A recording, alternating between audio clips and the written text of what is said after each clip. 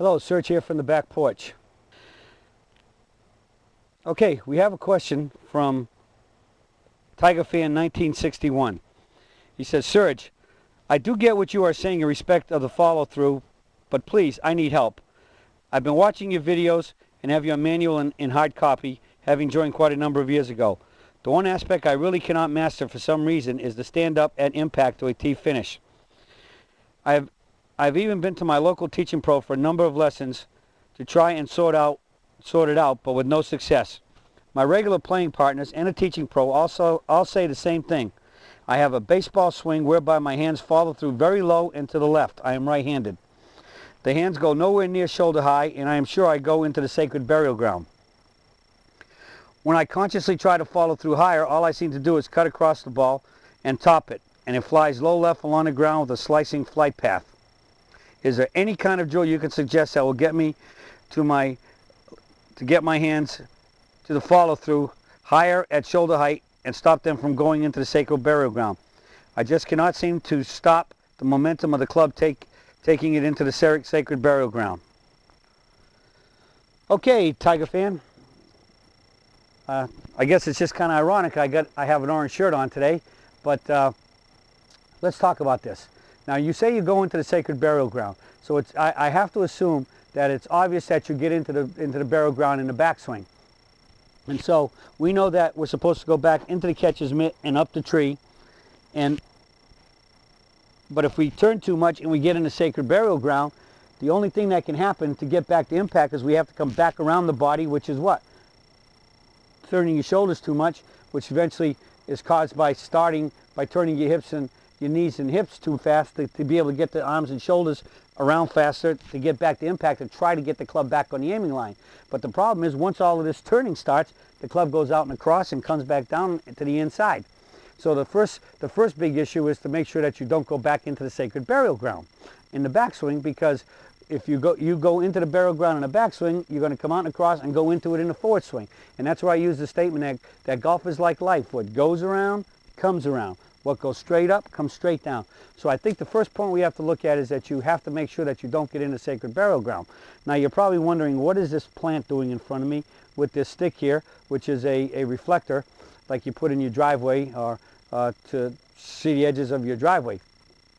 Now I have it on this side of me because I want to address this for the follow-through as a part of the drill, but you could also do it in the backswing. You could have a stick, you could have that same stick here so that when you come back in and you'd hit the stick and it make you go up, you get that sense, you hear the click, and then you go up. And so, or another one would be like we talk about putting your butt on the wall, and when you stand here and you have your butt touching the wall, you come back in. If you suck the club inside, you're going to hit the wall. All right, you want to come straight up and never hit the wall with every club in the bag, including the driver. All right, but the big issue I want to discuss here is what you're asking about. Why can't you get up to the finish? Well, as I've already said once, if you're inside, you have to come out. Coming out is out and across and then into the inside here. So we first have to stop it on this side. Another good drill on this side is that, and this is not only a drill, but it plays a big important part in my mind, and when I hit a golf ball, is that I feel like I always want to, once I go into the forward catcher's mitt, my club bounces off the tree, just like there's a tree on this side, right? In the catcher's mitt and up the tree in the back, in the catcher's mitt and up the tree on this side, in the forward mitt. So many times I have put things on the ground, stuck one of these, some type of stick in the ground, or I've actually gone up against a tree and get the tree and feel myself going up. In other words, I've learned that the key is that you have to start this club going up right after impact. You can't wait till you get over the toe line to come up, because it'll be too late. By that time, you already have this momentum pulling you there. So you could put a stick in the ground, or even use a tree or the side of a building. Now you might want to use an old club, and you just start learning this position, because if you come here and whack it really hard, you might either break that stick or you could break your golf club, especially if you're using a tree. So you want to practice that. You have to come in through here and come up, and the club comes up like this into your body. And this is also going to help you to realize that the other issue is that you have to learn your place in space where your body stops turning when you're square to the target. It's like throwing a ball. I'm back here when I throw a ball. When I come through, even like we teach pitchers, through and you finish at the target. and all the people you teach to throw. Right there. Same thing with serving a tennis racket. You have to know that your rotation has to stop exactly where you want the ball to be thrown or the ball to be hit.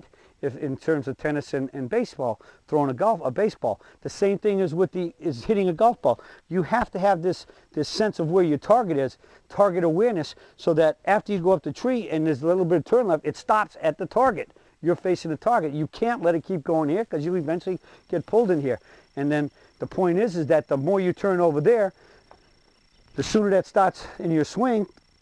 And if it starts before impact, the club will definitely be early released and getting here when the club face is already squared to the left and pulling inside, and you can hit them low left, low slices as Tiger fans doing. So we have to learn this awareness in space.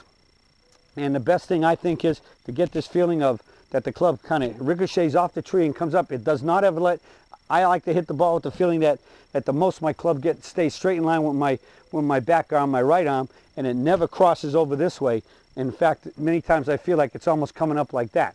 So if the club doesn't get left and is going up more, the body will start to slow down, but you still have to be aware of keeping it at the target. Okay, so you can try this drill in both cases. You can use it for the backswing on the toe line to hit it and go up, or the butt on the wall, and you can again have a tree or a stick like this in front of you to learn that feeling of ricocheting and coming up, and that should help. But again, the whole key is you can't go in the sacred barrel ground, either behind you or in the forward swing. The arms never go behind the toe line. The forward arm never goes past the toe line in the backswing, and the trailing arm never goes behind the toe line in the forward swing. So if you stay out of the sacred barrel ground, you got a chance of going up and having a vertical swing. Well, that's it for the search for today, and I'll be talking to y'all again soon.